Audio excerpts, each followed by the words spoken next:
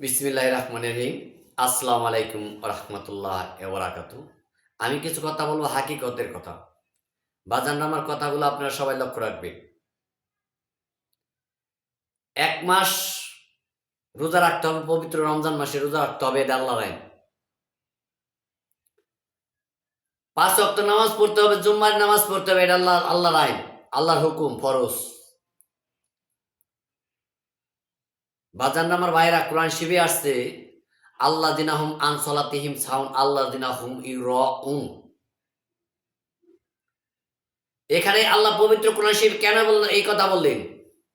আল্লাহ দিনা আন সলাতেহিম সাহুন আল্লাহ দিনা হুম ইউরাউন।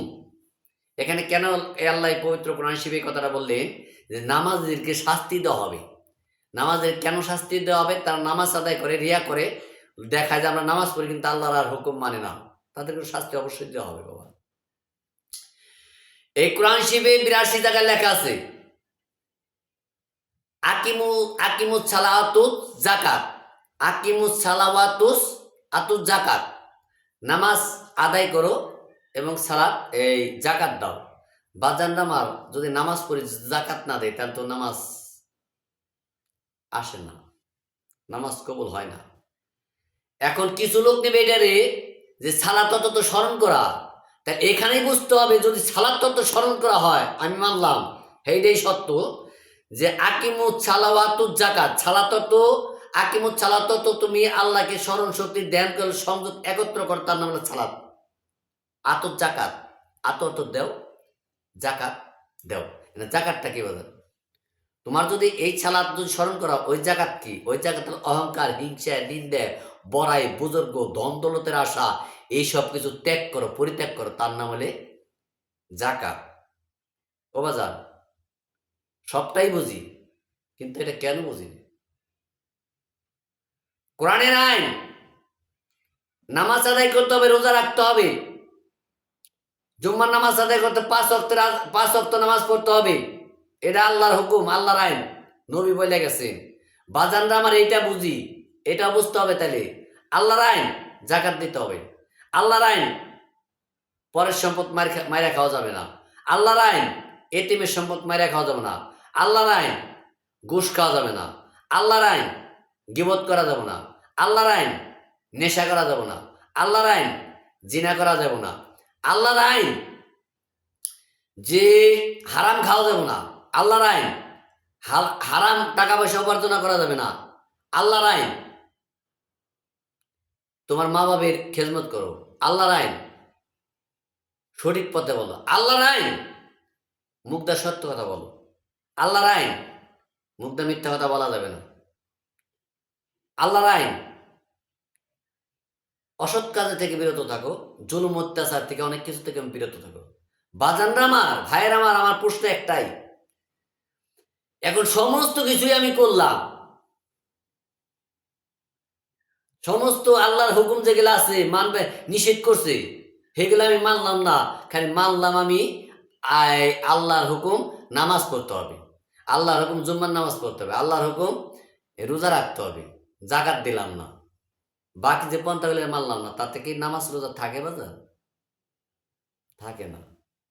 আমি কোনো নামাজ রোজার বিরুদ্ধে না, আমি নিজে নামাজ পড়ি, কিন্তু বাজান সমস্ত কাজ যদি আল্লাহর হুকুম অমান্য করে খালি নামাজ রোজা নেই দৈরি পারি, তাহলে তো বাজান কামাবো না, তাহলে কাজ হবে না। আচ্ছা, আহলে বায়াত, আল্লাহ কোরআন শরীফে বলছে আহলে বায়াত করার কথা বলছে, বলছে যেই বা মুর্শিদ সেই বা রাসূল ইহাতে নয় কোনো বোন খুদা হতাতে হয়, এ কথা লালন করেন। আল্লাহ কোরআনে তো কয়, এই কোরআনে এই মুর্শিদ আল্লাহ, এই কোরআনে কোন জায়গায় আছে? কোরআনে আছে সূরা ফাতির ১০ নম্বর আয়াতে এই কথা বলা হয়েছে যে বায়াত, এই পৃথিবীতে নবী রাসূলের হাতে যারা, এই নবী রাসূলের হাতে যারা বায়াত গ্রহণ নবী রাসূলের হাতে যারা শপথ গ্রহণ করলো, তাদের হাতে যারা বায়াত হলো, বা আল্লাহ বলছে আমার সাথেও তারা বায়াত গ্রহণ করলো, বা তা আমাদের সাথে ওয়াদা বন্ধন হলো। তো বাজান আমার ভাইয়ের, আমার কথা হলো এইটাই, তারা ছিল ওলি। এখানে কোরআন শরীফে ওলির কথা বলা হয়েছে, সাধারণ মানুষের কথা বলা হয় নাই। কোরআন শরীফে অলির কথা বলা হয়েছে, সাধারণ মানুষের কথা কোরআন শরীফে বলা হয় নাই। অলির কাছে তোমরা যাও, কোরআন শরীফে সূরা ফাতের ভিতরে আছে ইহদিনাস সিরাতাল মুস্তাকিম, তোমরা সঠিক সরল মানুষের পথে চলো, তাদের কাছে যাও। সঠিক সরল মানুষ কু? অলির কথা বলা হয়েছে যে অলিদের কাছে যাও।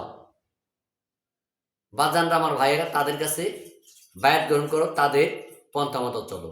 এখন ওই যে আমার দাদায় পিসাব আসলে, আমার বাপে পিসাব, আমার তাওই পিসাব, এইসব নিয়ে যদি চলি তাহলে তো বাজান কাজ হবে না। কিসের জন্য কাজ হবে না? এই জন্য কাজ হবে না,